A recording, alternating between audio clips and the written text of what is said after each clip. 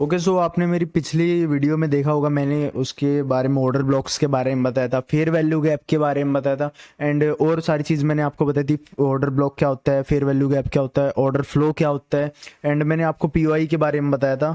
ठीक है, सो उन चीज़ों को हम रिफाइन कैसे कर सकते हैं, रिफाइनरी हमारे किस काम आएगी, हम ऑर्डर ब्लॉक को रिफाइन करते हैं, फेयर वैल्यू गैप को रिफाइन करते हैं, वो हमारे किस काम आएगी ताकि हम अपने एसएल बिल्कुल छोटे ले सकें।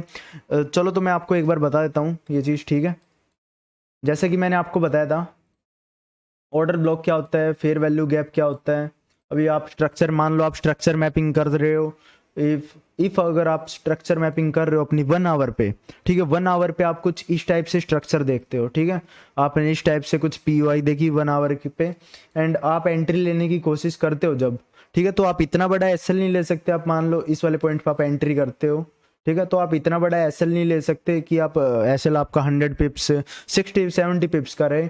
सो वो एसएल हमारे लिए ज़्यादा हो जाएगा। सो हमें क्या करना है, उसको रिफाइन करना है। रिफाइन करने से क्या होगा, हमें उसको मिनिमम कर देंगे हम उस चीज़ को एंड बिल्कुल छोटा एसएल आ जाएगा हमारा। ठीक है, ताकि जो हमारे रिस्क रिवॉर्ड है वो अच्छे से मेंटेन रहे। अपना जो रिस्क रिवॉर्ड है वो 1:10 1:15 1:20 तक भी जा सकता है उस, ठीक है, उस चीज़ में।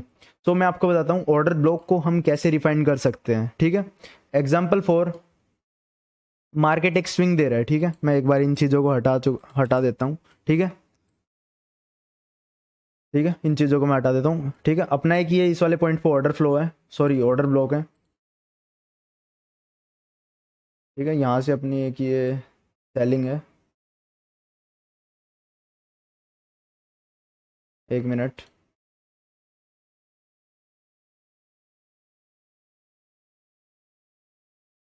फिर मान लो ये मेरी एक सेलिंग की कैंडल है। ठीक है, एक ये मेरी सेलिंग की कैंडल है, प्राइस कुछ इस तरीके से मूव कर रहा है।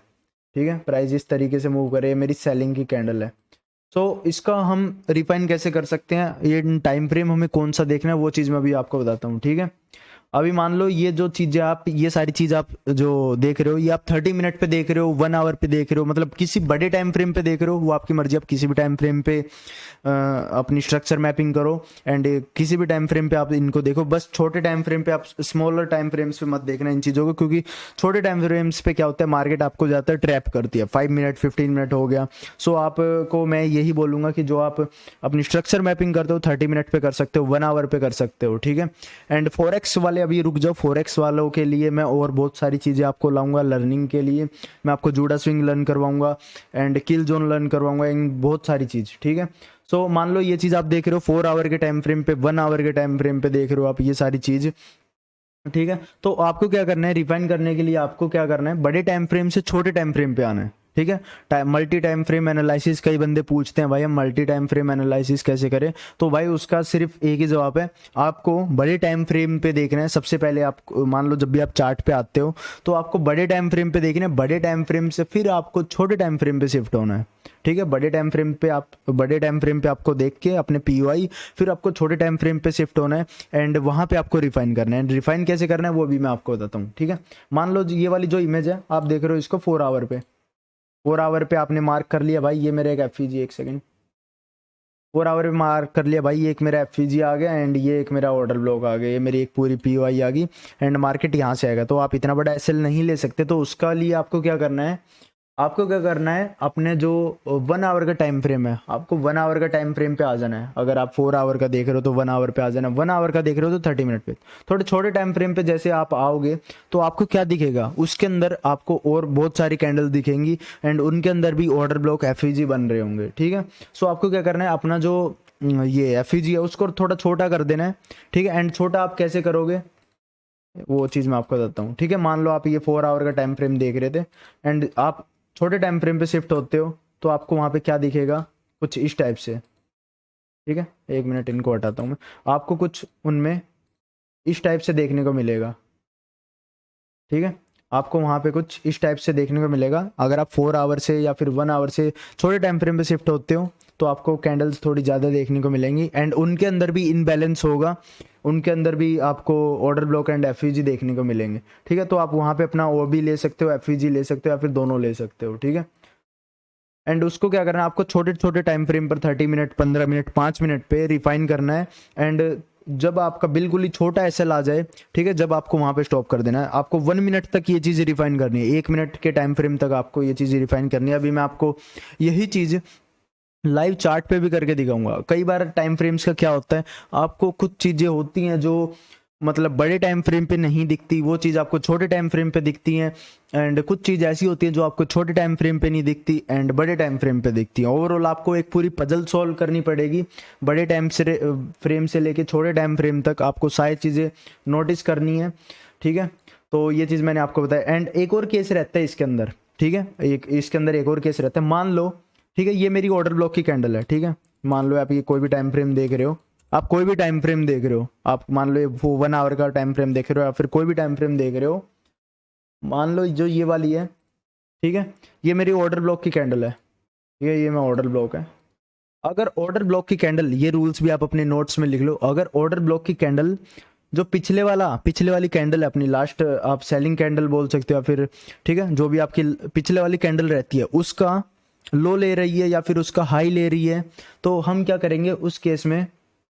जैसे आप देखोगे ना, ये वाली कैंडल है, इसका जो ये ऑर्डर ब्लॉक वाली कैंडल है, इसका ये लो ले रही है, ठीक है, इसका लो को स्वीप कर रही है या फिर इसके लो के नीचे क्लोजिंग दे रही है। तो उस केस में हम क्या करेंगे, जो हमारा पूरा ऑर्डर ब्लॉक ना लेके हम जस्ट इसकी विक ले लेंगे। सो प्राइस क्या करेगा, जब भी प्राइस ऊपर से नीचे आएगा, ठीक है, या फिर नीचे से ऊपर जाएगा, तो इसको टैप करके डायरेक्ट ऊपर जाएगा, ठीक है।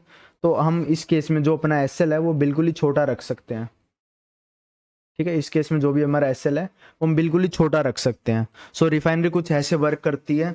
एंड अभी मैं आपको लाइव चार्ट्स का एग्जांपल दिखा देता हूँ, एक सेकंड जस्ट। मैंने आपको अभी जीबीपी यूएसडी में अभी करके बताई थी ये सारी चीज़ें जीबीपी यूएसडी में। तो चलो, तो मैं एक बार इसका एग्जांपल ले लेता हूँ, 1 मिनट, 1 मिनट जस्ट, ठीक है। ओके, चलो, तो मैं इस वाले पॉइंट का एग्जांपल ले लेता हूँ। हमें क्या दिख रहा है, मैं मान लो अभी 30 मिनट पे हूँ या फिर 15 मिनट पे हूँ, ठीक है। मैं यहाँ पे हूँ 15 मिनट पे। 15 मिनट पे मुझे यहाँ पे क्या देखने को मिल रहा है, आईडीएम जैसे कि आपको मैंने रूल बताया था, आईडीएम के बाद नीचे वाले पीवाई से प्राइस ऊपर जाती है, ठीक है। तो आईडीएम के बाद मैं यहाँ पे क्या देख सकता हूँ कि एक मुझे ऑर्डर ब्लॉक दिखता है, ऑर्डर ब्लॉक के बाद मुझे एक अपना फेयर वैल्यू गैप दिखता है, ठीक है। कैसे, तो ये वाली कैंडल को मैं, रुको थोड़ा सा बड़ा टाइम फ्रेम दिखाता हूँ आपको ताकि अच्छे से दिखे, ठीक है। ये एक मेरा ऑर्डर ब्लॉक है, ऑर्डर ब्लॉक के बाद एक ये मेरा एक एफएजी है। अगर मैं इसको 15 मिनट या फिर 5 मिनट पे जाता हूँ तो मुझे थोड़ा सा और क्लियर दिखेगी वो चीज़। जैसे कि आपने अभी देखा होगा 15 मिनट पे मुझे मतलब थोड़ा सा मैसी टाइप दिख रहा था। सो चलो, तो मैं यहाँ पे 5 मिनट पे आ चुका हूँ। 5 मिनट पे आने के बाद मुझे यहाँ पे क्या दिखता है कि एक ऑर्डर ब्लॉक है एंड एक एफवीजी है, ठीक है। जैसे कि मैंने अभी आपको चीज़ बताई थी कि जो चीज़ हमें बड़े टाइम फ्रेम पे नहीं दिखती वो चीज़ हमें छोटे टाइम फ्रेम पे दिखेगी, एंड जो चीज़ हमें छोटे टाइम फ्रेम पे नहीं दिखती वो चीज़ हमें बड़े टाइम फ्रेम पे दिखेगी। इसीलिए हमें किसी एक टाइम फ्रेम पे डिपेंड नहीं रहना है, हमें सारे टाइम फ्रेम देखने हैं, ठीक है।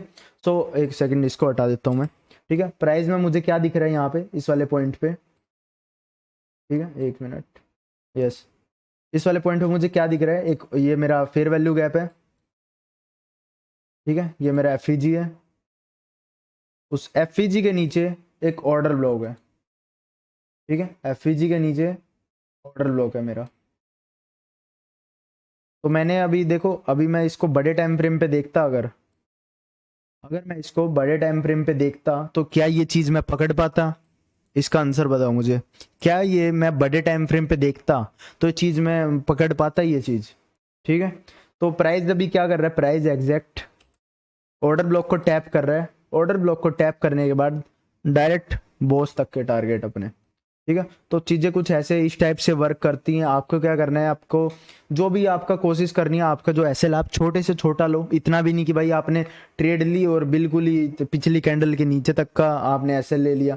एसएल अगर आपको इसमें लेना है तो आप इस पे किस टाइप से ट्रेड कर सकते हैं, जो आपका एसएल है, ठीक है। 1 मिनट पे जाके आप देखोगे तो इसको आप और रिफाइन कर पाओगे। तो चलो, तो मैं 1 मिनट पे चला जाता हूँ बिल्कुल, ठीक है, बिल्कुल ही मैं यहाँ पे 1 मिनट पे चला जाता हूँ, ठीक है। अभी मैं इसको आपको और रिफाइन करके बता देता हूँ, जितना आप रिफाइन कर सकते हो उतना करो, ठीक है भाई। अच्छा, पीछे तक का नहीं देख सकते क्या, ओके। सो 1 मिनट पे जाओगे ना आप, ठीक है, 1 मिनट पे अगर आप जाते हो तो आपको यहाँ पे और डिटेल में दिखेगी ये चीज़। तो यहाँ पे भी 1 मिनट के अंदर मैं आपको अभी एक्सप्लेन करता हूँ 1 मिनट के अंदर क्या होगा। जो ऑर्डर ब्लॉक वाली कैंडल है 1 मिनट के अंदर, ऑर्डर ब्लॉक वाली कैंडल के अंदर भी आपको और ऑर्डर ब्लॉक एंड एफवीजी मिलेंगे। सो प्राइस उनको टैप करेगी एंड जब ऊपर जाएगी तो हम क्या कर सकते हैं, उस पे जब भी हम ट्रेड लेंगे तो हम जो ऑर्डर ब्लॉक है जहाँ से प्राइस ऊपर जा रही है उसके नीचे तक का एसएल रख सकते हैं। देखो कुछ इस टाइप से, ठीक है। जो इसके अंदर रहेगा अपना पीओआई, हम इसके नीचे तक का एसएल रख सकते हैं एंड अपना टारगेट हम ऊपर तक का, ठीक है। तो इस टाइप से आपको कुछ अपना जो पीओआई है उसको रिफाइन करना है। एंड एक और चीज़ मैं आपको बता देता हूँ, अभी भी आपके क्लियर नहीं हुई होगी ये चीज़, ठीक है, अभी भी आपको अच्छे से ये चीज़ समझ नहीं आई होगी, फिर भी मैं आपको चलो बता देता हूँ एक और चीज़ इजी, इससे आपको थोड़ा सा पता लग जाएगा टाइम फ्रेम्स का। जब भी प्राइस, ठीक है, अगर इफ मान लो प्राइस कुछ इस तरीके से मूव करता है, ठीक है, अगर 4 आवर के टाइम फ्रेम में प्राइस कुछ इस तरीके से मूव करता है, 4 आवर के टाइम फ्रेम में, डेली टाइम फ्रेम में, या फिर 1 घंटे के टाइम फ्रेम में, घंटे का टाइम फ्रेम ले लेते हैं, 1 आवर के टाइम फ्रेम में प्राइस कुछ इस